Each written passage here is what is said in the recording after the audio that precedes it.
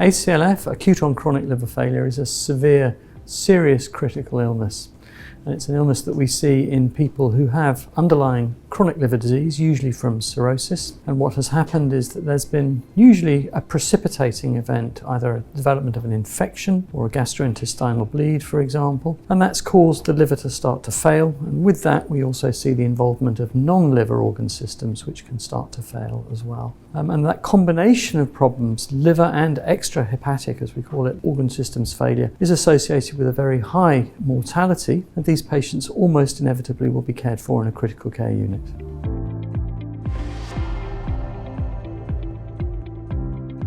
Diagnosis isn't usually the principal issue. It's usually quite apparent when these patients become very sick. The key issue really is about identifying these patients at a very early stage of evolution before we see major organ failures in situ.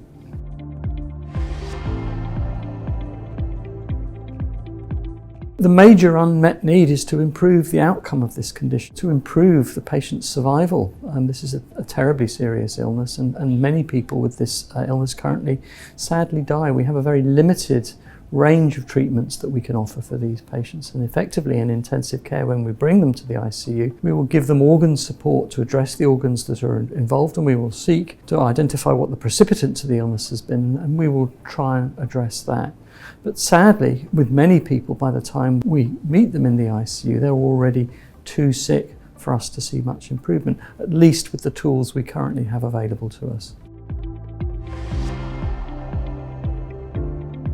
I'm the chief of the liver intensive care unit at my hospital. My role as a specialist intensive care consultant is really to run every aspect of the care of these patients. I'm responsible for decisions to admit them to ICU, decisions about the treatments that we give them in the ICU, and then decisions about major forms of intervention such as the use of liver transplantation or other forms of therapy. I'm also responsible for making decisions, sadly, sometimes about the withdrawal of care if it's absolutely clear that the patient's not actually going to get better. So I lead a multidisciplinary team of specialists, not just doctors, but also nurses, and what we call allied health professionals, physiotherapists, nutritional support experts, and so on.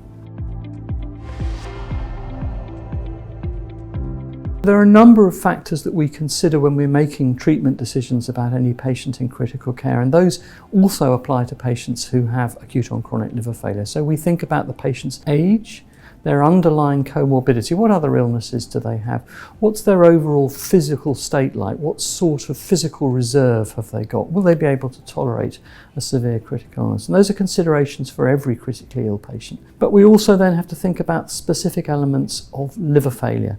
How bad is the liver failure? Is there a degree of reversibility?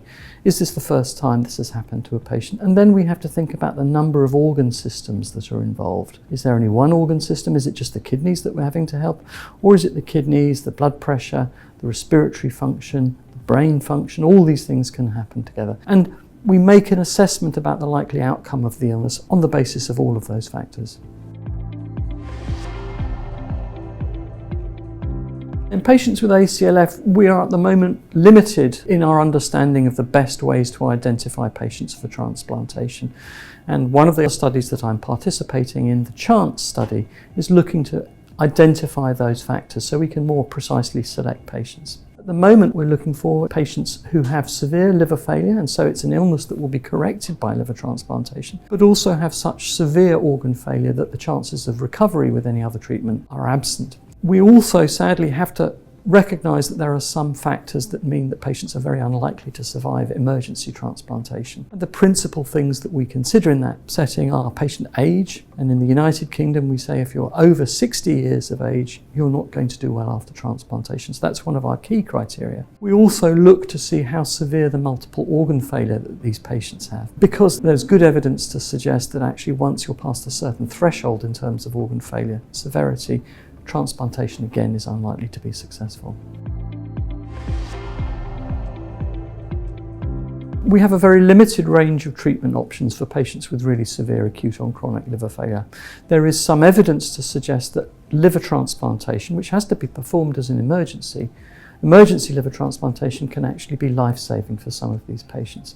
But at the moment we don't have sufficient data to inform the way we use liver transplantation. So the CHANCE study is an international multi-centre study where we're prospectively looking at the use of liver transplantation in patients with and without acute-on-chronic liver failure to try and decide the best way we can select the candidates for transplantation so they will benefit most from it.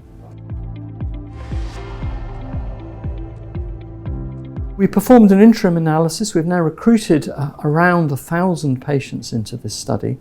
And what we've been able to demonstrate is that for some patients with acute-on-chronic liver failure, liver transplantation is genuinely life-saving. We see exceptional outcomes for these patients after transplant, and in many cases these parallel the outcomes that we see in patients who are transplanted in a non-emergency setting for stable chronic liver disease. So it looks like for some patients this is a really useful intervention. The objective of this was to assess the use of liver transplantation on a national scale. We recognised in the United Kingdom that many patients with severe acute-on-chronic liver failure had no effective treatment options short of the use of liver transplantation, but that the way that liver organs were allocated for patients who needed transplantation did not recognise the severity or rapidity of development of organ failure in these patients.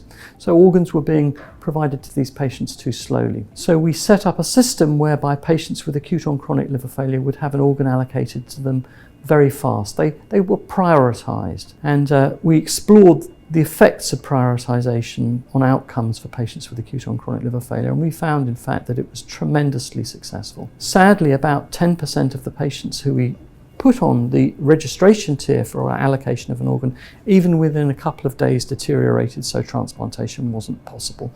And sadly, all of those patients died within 7 days. More than 3/4 of the patients who we transplanted on this programme were alive a year later. So it looks like it's a transformative option for some patients. It's a very difficult process to manage. We have a very short time to get these patients effectively transplanted, and within a few days they may deteriorate, so transplantation is not possible. So we aim to give intensive care therapies to support all the different organ systems to try and keep things stable. And there are two principal complications that we're looking out for in these patients, and they would be the development of infection, which can often worsen organ failures, or other complications, particularly bleeding from the gastrointestinal tract. So we have a whole series of measures that we use to try and prevent both those things from happening.